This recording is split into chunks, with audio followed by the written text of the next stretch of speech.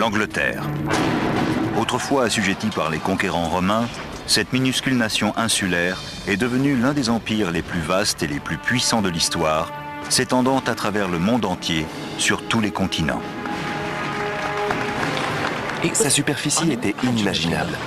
Technologie, innovation et ambition sont les outils qui ont bâti cet immense domaine et donné naissance à la formidable Royal Navy, maîtresse incontestée des océans du globe.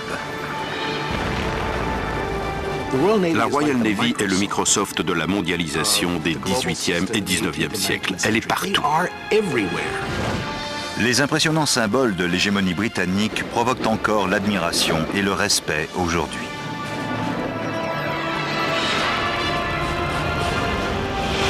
Mais c'est un empire qui plonge ses racines dans l'orgueil, le sang et une volonté implacable de conquête.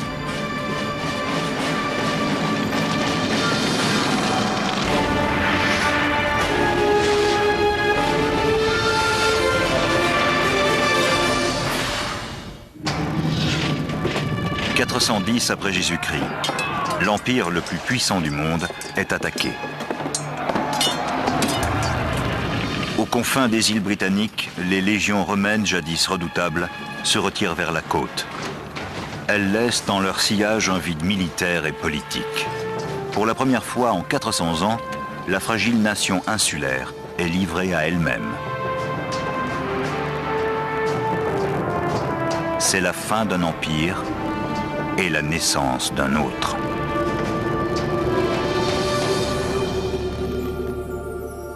Le soleil ne se couche jamais sur l'Empire britannique. J'ai entendu ces mots toute ma vie, même si je n'ai jamais vécu en Angleterre et que l'Empire a disparu depuis longtemps. Bonjour, je m'appelle Peter Weller. À son apogée, l'Empire britannique couvrait près d'un quart de la planète, 36,6 millions de kilomètres carrés. Imaginez, c'est stupéfiant. Mais comment une île perdue au milieu de l'Atlantique Nord est-elle devenue une puissance aussi écrasante? Au début du 5e siècle, les habitants, qui sont alors citoyens romains, fuient devant les attaques répétées des Vikings, des Jutes, des Angles et des Saxons. Certains de ces peuples de maraudeurs et de pilleurs décident de rester. Peut-être apprécient-ils le climat tempéré. Quelques siècles plus tard, un embryon d'identité angle ou anglaise s'est développé. Mais à la mort du dernier vrai roi saxon, Édouard le Confesseur, un autre peuple entre en scène, les Normands, descendants des Vikings pour la plupart et vivant au nord de la France. À la bataille de Hastings, en 1066, les Normands vainqueurs placent l'Angleterre sous le joug d'un certain Guillaume, mieux connu sous le nom de Guillaume le Conquérant. Assoiffé de pouvoir, Guillaume ne recule devant rien pour s'emparer du trône. Pour conquérir un pays comme l'Angleterre, il ne fallait pas être une personne sensible. Il fallait être un chef inflexible et il l'était. C'était un homme brutal. En 1066, Guillaume passe à l'action. Il rassemble une armée de Normands et débarque sur les côtes anglaises. Pendant des heures, ses forces affrontent violemment celles du roi Harold dans un combat sanglant près de la ville côtière de Hastings. À la fin de la journée, en une bataille, Guillaume a conquis l'Angleterre.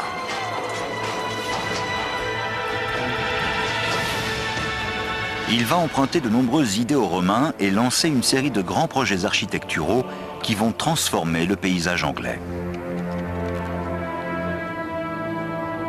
Il s'impose en Angleterre et construit des châteaux dans tout le pays. Aujourd'hui, nous les trouvons laids. Un château normand n'est pas joli. Il était grand, il surplombait la ville et il était là pour rappeler qui était le maître. Le plus grand qu'il ait construit est la Tour de Londres. Guillaume bâtit la Tour de Londres pour intimider. Sur la rive de la Tamise, il choisit le site d'un ancien fort romain. Le nouveau château, construit sur ses anciennes fondations, perpétue un héritage de pouvoir et de gloire.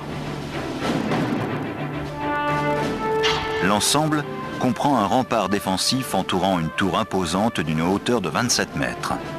C'est la plus grande forteresse d'Angleterre. Elle est faite pour effrayer, pour dire « ce pays m'appartient, je n'en bouge pas, j'y reste, personne ne se débarrassera de moi ». Bien entendu, ce sont les gens du peuple qui l'ont construite. C'était une manière efficace d'exploiter une main-d'œuvre asservie. Sur les anciennes fortifications, les ouvriers érigent d'abord le mur d'enceinte du complexe. Au nord et à l'ouest, où il n'y a pas de vestiges romains, ils creusent des fossés et y fichent de gros pieux qui forment une barricade. Puis ils entament la construction de la puissante tour. Depuis 700 ans, l'Angleterre se contente de simples bâtiments en bois. Guillaume et les Normands réintroduisent l'excellence des techniques romaines. Comme les Romains, Guillaume construit son château en pierre. Il n'a pas confiance dans la qualité des matériaux locaux et importe donc de la pierre de Caen de couleur crème. Pour soutenir la structure, ses architectes y intègrent des arcs et des voûtes romanes. À l'intérieur de la majestueuse cathédrale, les ouvriers construisent des séries de voûtes en berceaux entrecroisées appelées voûtes d'arête, qui reposent sur 4 piliers et ouvrent un espace immense où la lumière naturelle vient éclairer l'intérieur monumental. C'était un exploit pour l'époque. Les Anglais avaient l'habitude de construire en bois et il a dû leur sembler miraculeux de voir s'élever cette énorme structure. Elle était imprenable. Les murs étaient incroyablement épais avec de toutes petites ouvertures sur l'extérieur. La redoutable forteresse sert de résidence royale, de château fort et de prison. À l'intimidation s'ajoutent de violentes représailles contre quiconque ose défier le roi. Ce sont des hommes armés qui viennent vous attaquer sur vos terres, sur votre seuil. Ils vous chassent de chez vous, ils réduisent votre maison en cendres, ils brûlent vos récoltes pour que vous n'ayez plus rien. Et il y a beaucoup de morts. En 1087, alors que les travaux de la tour sont presque achevés, Guillaume meurt, mettant fin à 21 ans d'un règne agité. La tour de Londres symbolisera son ambition et sa tyrannie pour les siècles à venir. Les rois normands qui succèdent à Guillaume poursuivent son œuvre. Mais il faudra attendre plus de 400 ans pour que naisse le mythe sanglant de la tour. Et le roi qui lui fera cette réputation n'est pas normand, c'est un Tudor, une lignée anglaise. C'est l'un des souverains les plus brutaux et les plus voraces de l'histoire d'Angleterre. Il s'appelle Henri VIII. Ses appétits sont légendaires. Il est avide de nourriture, de femmes, de pouvoir. Et il veut un fils qui héritera du trône.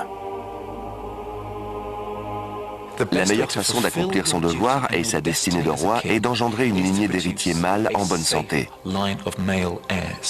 Regardez les portraits des hommes de la famille Tudor. Ils se tiennent les jambes écartées, les mains sur les hanches, et ces énormes braguettes ne sont pas là par hasard. Elles disent « Je suis viril, je suis un bon géniteur ». Un fils est donc signe de virilité. Catherine d'Aragon, sa femme, ne lui ayant pas donné de fils, Henri s'éprend d'une de ses dames d'honneur, la séduisante Anne Boleyn.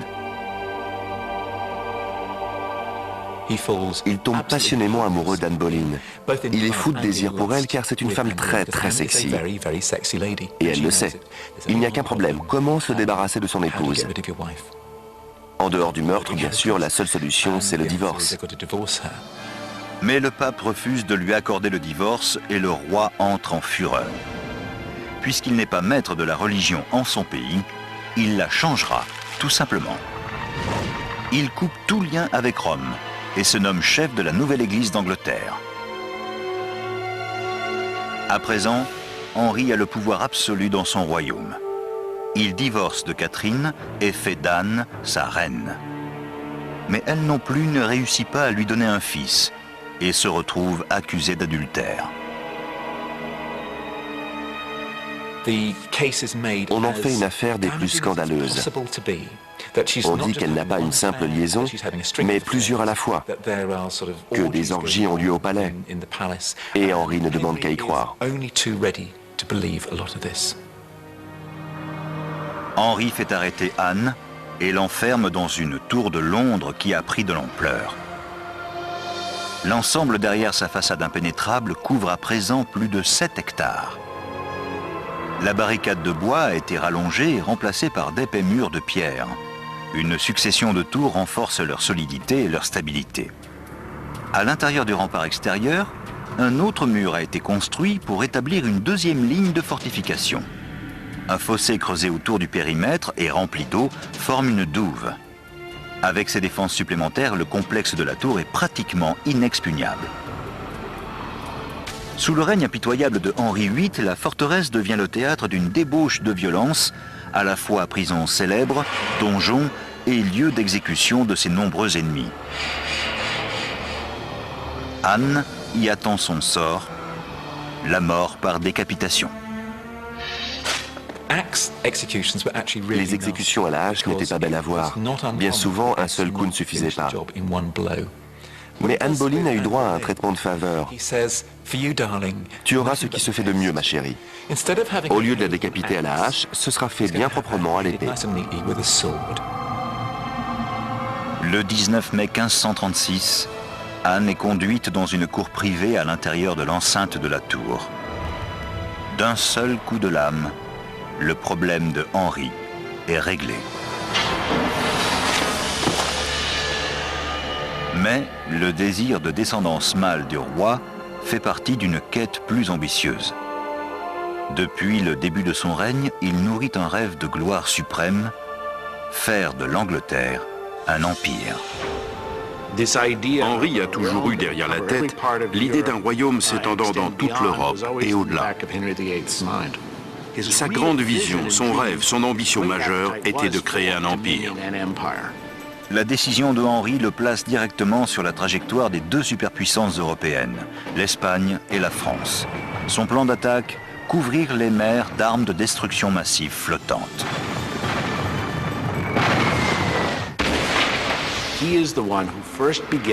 Il est le premier à avoir équipé les bateaux de canons lourds. Ces énormes canons de siège capables d'éventrer un navire. Certains pesaient presque une tonne et permettaient de pilonner l'ennemi jusqu'à ce qu'il se rende. Pour ces gros canons, il faut de gros bâtiments. Henri ordonne à ses ingénieurs navals de construire une flotte impressionnante.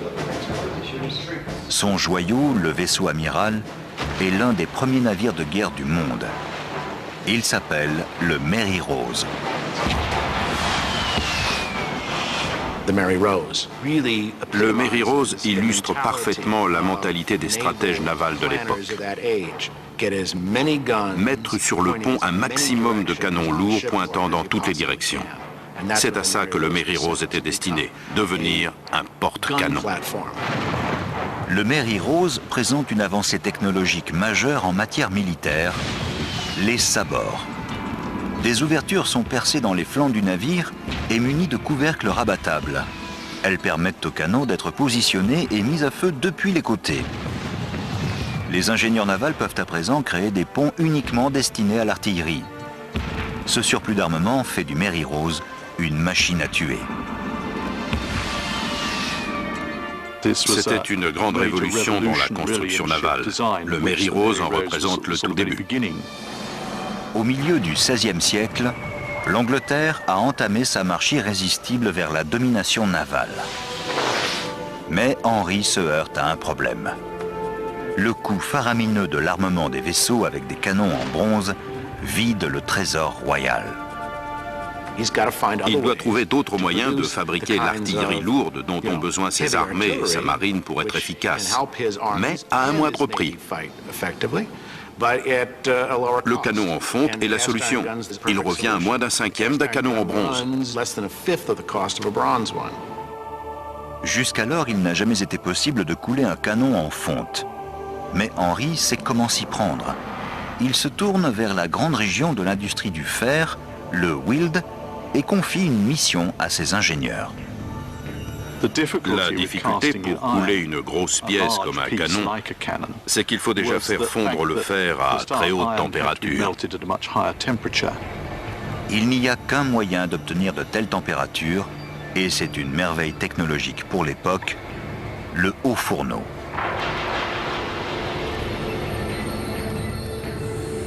Les ouvriers chargent du charbon de bois et du minerai de fer par le gueulard d'un fourneau en pierre de 6 mètres de haut. Une roue à eau actionne un grand soufflet qui injecte de l'air dans le feu et favorise sa combustion jusqu'à ce qu'il atteigne la température de fusion du fer pur, 2200 degrés. En ouvrant un robinet à la base du fourneau, un flot de fer en fusion se déverse par le canal de coulée et va remplir un moule à canon profondément enfoui dans la terre. C'était une énorme entreprise et la pression était grande. Il y avait les charbonniers qui fabriquaient le charbon de bois aux alentours du haut fourneau. Il y avait les ouvriers qui creusaient des puits pour extraire le minerai de fer. Les équipes qui transportaient des charretées de minerai et de charbon de bois. Pendant quelques siècles, les canons coulés dans le Weald feront l'envie et la terreur de tous les souverains européens. Le bouleversement a été radical. L'Angleterre a acquis une puissance et un avantage technologique avec lesquels aucun pays d'Europe ne pouvait rivaliser. En 30 ans à peine, Henri a fait de sa marine une arme de choc. Mais il ne vit pas assez longtemps pour voir son rêve de conquête se réaliser. Bouffi d'obésité, il est trahi par son appétit gargantuesque. Il meurt en janvier 1547, léguant un souvenir de brutalité et d'innovation qui perdure à travers les siècles. Son règne a semé la graine qui engendrera un jour un puissant empire. Henri a établi de solides fondations en construisant sa flotte et en développant le concept d'une présence impériale anglaise dans le monde. Au cours des 150 ans suivants, soutenu par la puissance croissante de sa marine, l'Empire britannique va s'étendre par la colonisation et la conquête. Au milieu du XVIIIe siècle, l'Angleterre contrôle une partie des Indes, de l'Afrique et des Antilles, et presque toute l'Amérique du Nord. Mais l'Empire naissant est gravement menacé sur deux fronts.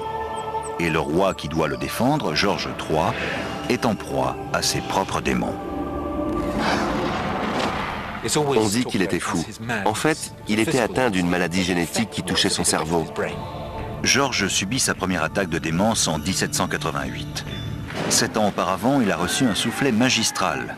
Un petit territoire à des milliers de kilomètres a vaincu la puissante armée anglaise dans une guerre d'indépendance.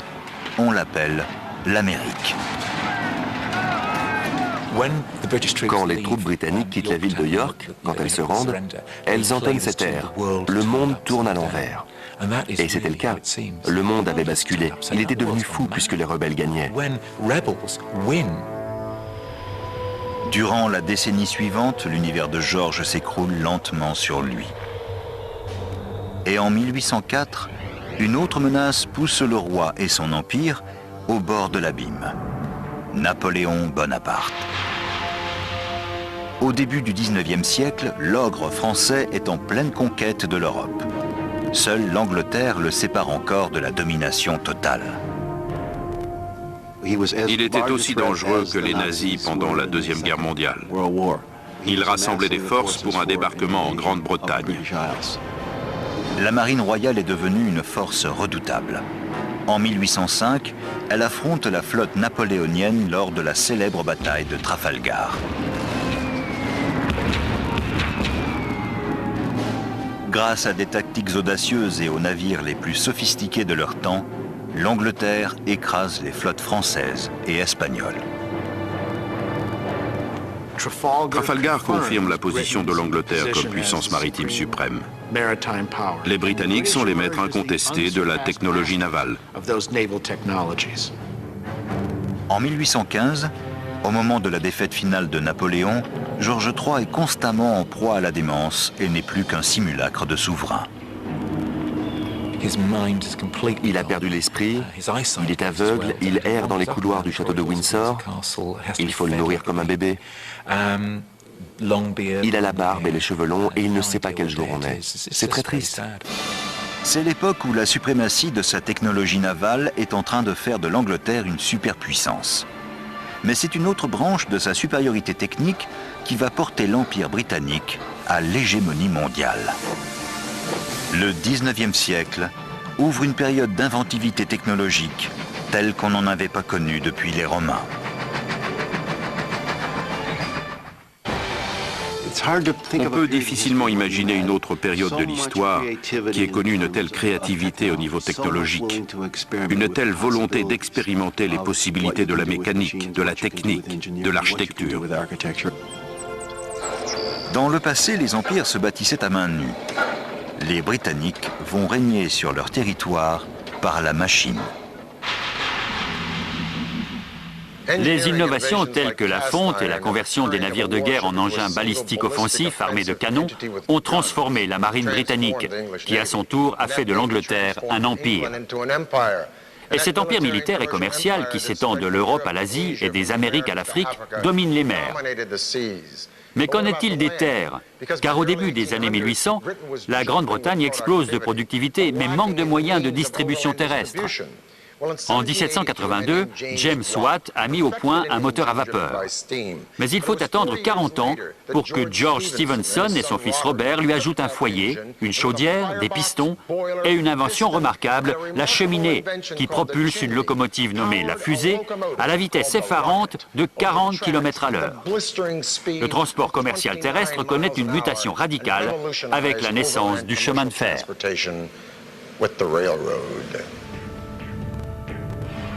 La fusée n'est pas la première locomotive, mais ses caractéristiques techniques prouvent que la propulsion à vapeur représente l'avenir. Le secret de sa vitesse est dans son moteur.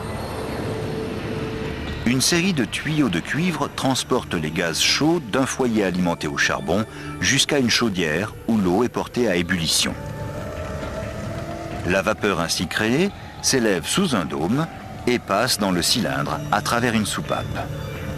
La pression intense exercée par la vapeur actionne une tige de piston reliée aux roues de la locomotive, ce qui la fait avancer. En évacuant la fumée d'échappement par une cheminée plutôt que par le cylindre, l'air frais est aspiré dans le foyer et maintient la combustion. Avec une telle sophistication, la fusée peut atteindre une vitesse prodigieuse. De toutes les locomotives inventées à l'époque, c'est celle qui ressemble le plus à une vraie. Elle sera améliorée bien des fois, mais cette machine de base deviendra la locomotive du 19e siècle.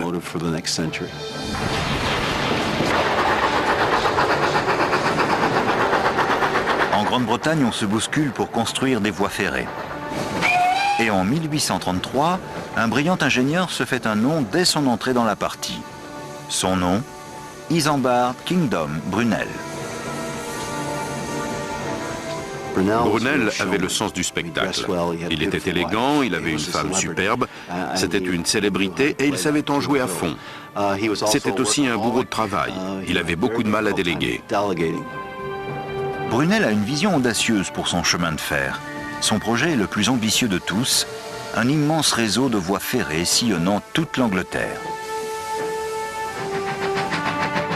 Il le nomme le Great Western Railway et veut en faire la ligne la plus rapide du monde. Il voulait que la voie soit très légèrement inclinée pour que les trains puissent rouler d'autant plus vite. Et pour aller plus vite, il vaut mieux traverser les montagnes que les grimper. C'est alors qu'il a l'idée de ce qui sera son chef-d'œuvre technique, le box-tunnel. Il a fallu le creuser dans le roc pour la plus grande partie. Et il faisait près de 3 km de long, ce qui était extraordinaire pour l'époque. Ce n'est pas rien, même selon les critères actuels. Brunel rassemble des centaines d'ouvriers irlandais, les navvies, pour creuser son tunnel. On commence par pratiquer une série de cheminées du haut de la colline en faisant sauter la roche à l'explosif. Puis on y descend les navvies dans des nacelles pour déblayer les débris avec des outils rudimentaires. Au sommet de la colline, des chevaux entraînent des treuils qui hissent la charge.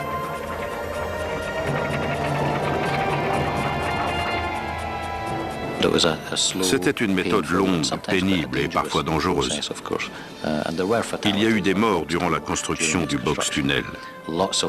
Il y avait beaucoup de poussière et de crasse, et lors des explosions, des projections de roches.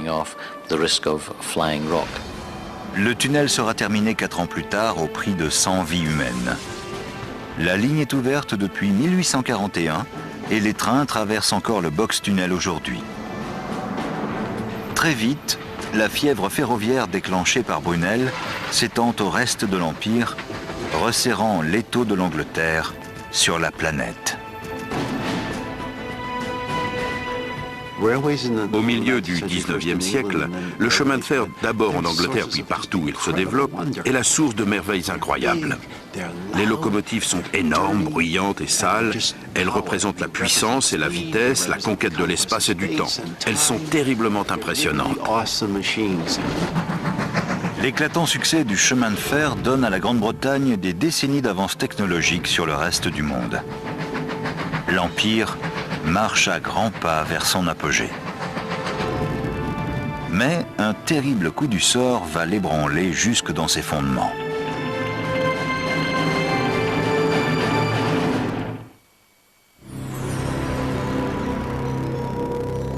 Octobre 1834. Perçant l'obscurité de la nuit londonienne, un violent incendie ravage le palais de Westminster, cœur de l'Empire britannique. Depuis des siècles, cet ensemble de bâtiments en est le centre de commandement et le symbole majestueux de son pouvoir. Des milliers d'habitants contemplent avec horreur et incrédulité les flammes qui dévorent le palais, en se demandant ce qu'il va advenir de leur État tout-puissant. L'incendie de 1834 porte un coup dévastateur au centre exécutif de l'Empire.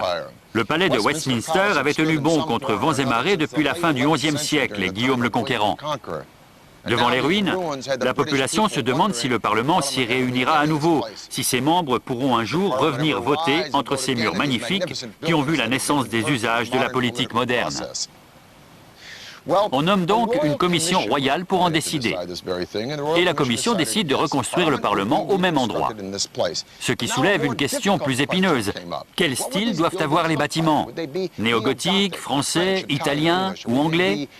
Dans la perpendicularité chère aux Élisabétains ou la Renaissance anglaise? Durant 2 ans, une sorte de guerre civile fait rage, jusqu'à ce qu'en 1836, la Commission choisisse une proposition parmi 97, le plan d'un nommé Charles Barry, passionné par la Renaissance italienne. En y mariant des éléments néo-gothiques, il nous a donné ceci, le palais de Westminster que nous connaissons, un melting pot architectural, mais un superbe melting pot.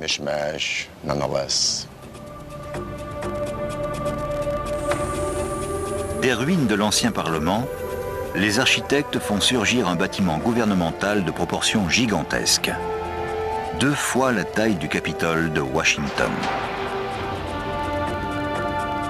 Construit dans une pierre calcaire de couleur sable appelée sandstone, le palais s'étend sur une superficie de 3 hectares et ses tours s'élèvent à plus de 96 mètres au-dessus du sol. Il est décidé que l'une de ces imposantes structures servira de tour d'horloge. Il s'agit bien sûr de Big Ben. La mesure du temps est bien plus précise au XIXe siècle. Et le temps est important. Le temps, c'est de l'argent. Il s'opère comme une révolution autour de la notion de temps. Il est donc logique qu'il y ait une horloge sur une construction aussi récente. Lorsque l'astronome royal George Airy fait connaître son cahier des charges, les gens sont assommés. Ce sera l'horloge la plus sophistiquée du monde.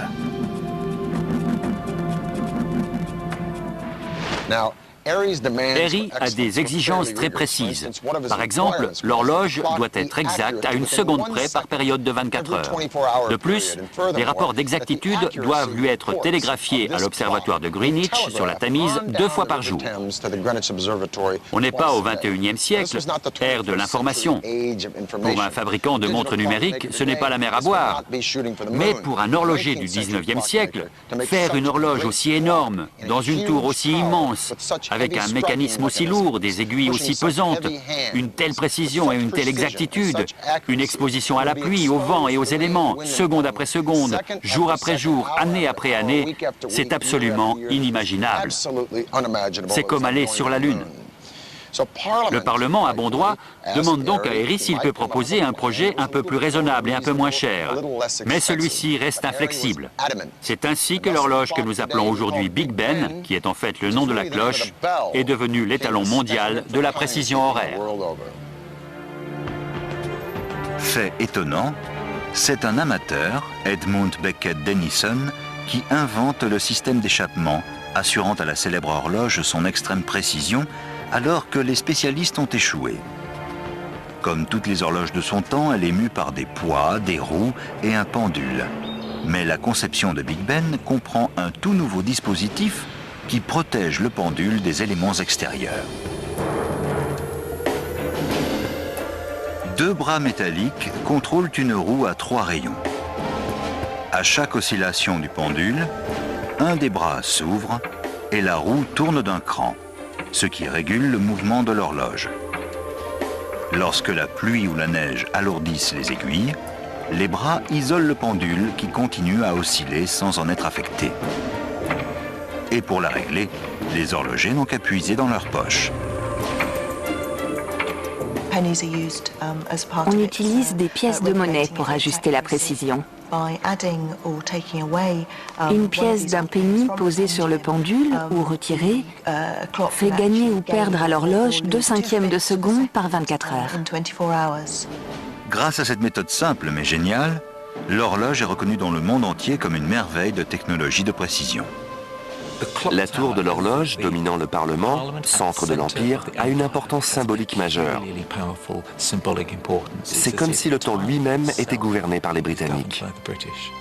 En plus de l'horloge, une série de cloches marque le passage du temps, dont une très grosse au milieu qui sonne l'heure.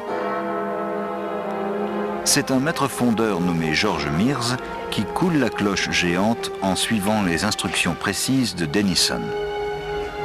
À sa sortie de l'atelier, Big Ben pèse un poids hallucinant, 13 tonnes. Une foule immense s'agglutine dans les rues pour applaudir le mastodonte lors de son transport à la tour de l'horloge, achevé en 1858. Depuis, Londres vit à l'heure de son tintement caractéristique. Londres s'est énormément agrandie. C'était la première conurbation du monde, et en tant que telle, elle se devait de posséder ses symboles. Le plus emblématique étant le Parlement, les 2 chambres et Big Ben, qui incarnait la force et le pouvoir de l'Empire britannique. Au milieu du 19e siècle, la Grande-Bretagne est le modèle de la réussite technique. Mais durant le règne d'une jeune femme naïve, Londres va être frappée par la crise et poussée au bord du gouffre.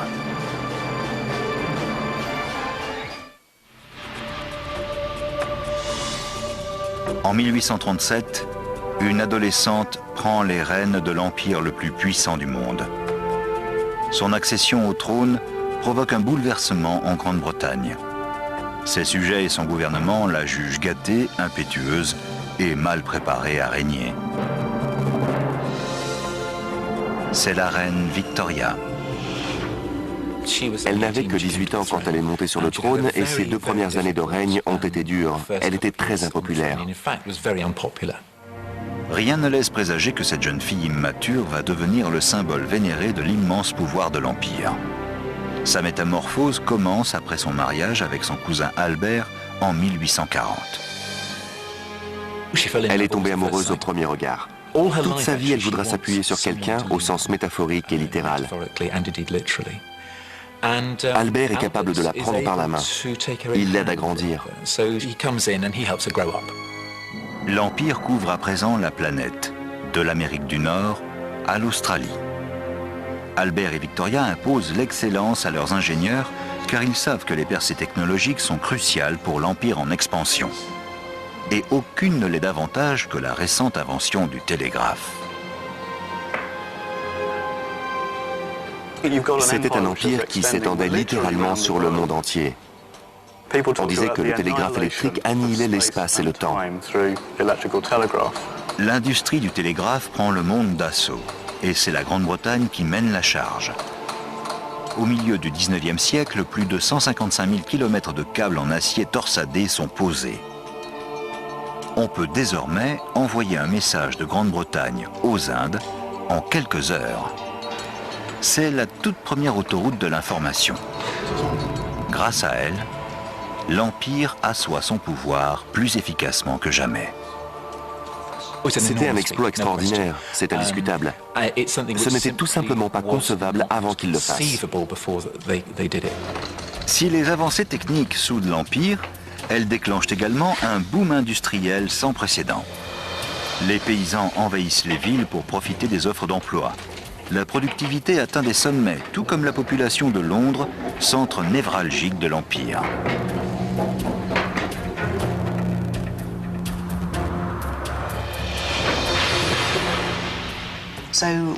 Alors qu'il y avait 1 million d'habitants au début du 19e siècle, en 1850 il y en avait déjà 2, et Londres n'était pas conçu pour en accueillir autant. La surpopulation était terrible, les gens vivaient comme des poules en cage. Avec le surpeuplement, les problèmes sanitaires se répandent comme une traînée de poudre. Les ordures sont jetées dans des égouts faits pour la pluie, les remplissant d'eau usée qui se déverse directement dans la Tamise. La situation est mûre pour un désastre. On pourrait penser que la Tamise, un grand fleuve, était l'idéal pour se débarrasser des déchets. Malheureusement, c'était aussi sa réserve d'eau. On y jetait les ordures de 2 millions d'habitants qui en buvaient l'eau ensuite.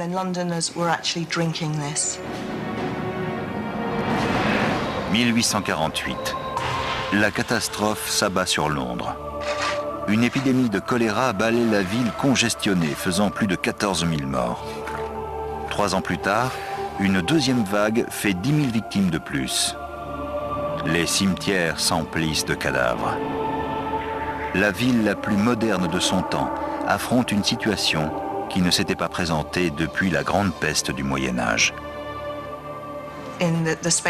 En l'espace de 30 ans, plus de 30 000 Londoniens sont morts du choléra. L'épidémie se répandait par le réseau de distribution d'eau polluée. C'était choquant. Il faut agir. L'Angleterre fait appel à un ingénieur nommé Joseph Bazalgette. Sa solution révolutionne l'urbanisme. Avec des milliers d'ouvriers, il va construire le réseau d'égouts le plus avancé de l'époque. Son projet novateur est d'installer des collecteurs géants de chaque côté de la Tamise, parallèlement au fleuve. Ces canalisations principales seront connectées à plus de 2000 km d'égouts plus anciens, afin de collecter les détritus et de les détourner du fleuve. L'ingéniosité du système, c'est qu'il utilisait la gravité dès que possible pour évacuer les déchets de Londres. Les canalisations étaient inclinées. Là où la gravité ne suffit pas à charrier le flot, Bazalgette construit de grosses stations de pompage. D'énormes pompes à vapeur y soulèvent les eaux usées jusqu'au niveau où la pente est à nouveau suffisante.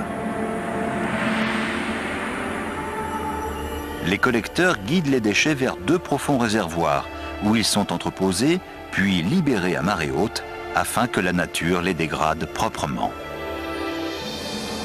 Le réseau d'égouts était une des merveilles du 19e siècle. Il a fallu poser 300 millions de briques et déplacer des tonnes de terre. C'était une tâche colossale, géniale, stupéfiante. Cette prouesse technique fait de Londres la toute première métropole moderne. L'Europe admirative jalouse sa conception. Mais les épidémies ne sont pas la dernière crise du règne de Victoria. Si on lit Les temps difficiles, Oliver Twist, David Copperfield ou n'importe quel autre chef-d'œuvre de Charles Dickens, on a une idée du terrible surpeuplement de Londres au XIXe siècle. Conséquence de cette horreur, la circulation est épouvantable. C'est un chaos de piétons, de chevaux, de voitures et de chariots transportant de tout, du foin jusqu'aux articles de quincaillerie. Le pont de Londres est si congestionné par le trafic venant du sud que la ville semble étouffée par son propre succès. Elle a besoin d'un deuxième pont, mais un pont classique aurait bloqué les gros navires marchands remontant le fleuve jusqu'au port. Non, Ce dont Londres a besoin, c'est d'un pont basculant, comme celui-ci. Ce sera le plus grand et le plus sophistiqué des ouvrages d'art. Son nom, le Tower Bridge. Son ossature métallique recouverte de pierre s'harmonise avec la tour de Londres toute proche. À la construction, les bascules de 1200 tonnes sont mues par des moteurs à vapeur qui font tourner des roues à pignon sur un axe en acier fixé aux poutrelles extérieures. La rotation entraîne un solide pivot qui soulève la structure. Les bascules se redressent à un angle de 83 degrés, permettant ainsi le passage des navires.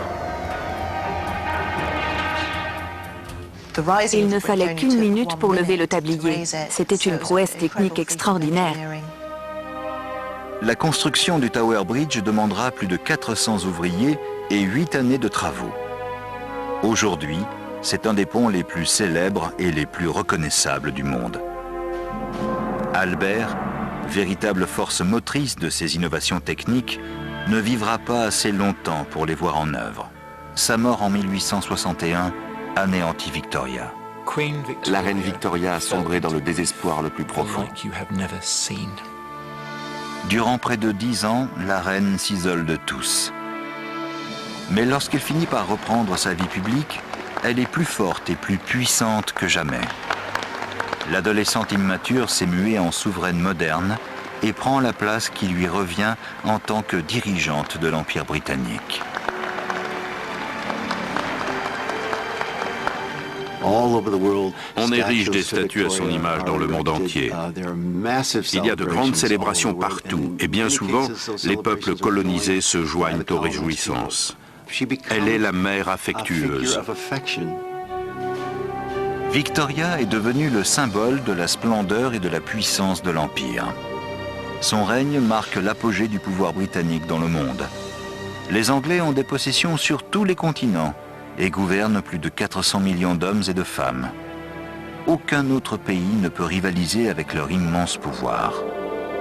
Ils ont créé le plus vaste empire que le monde ait porté.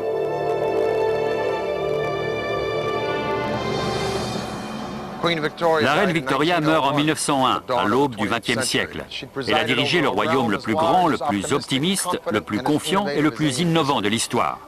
L'Empire a catapulté l'humanité dans l'ère moderne.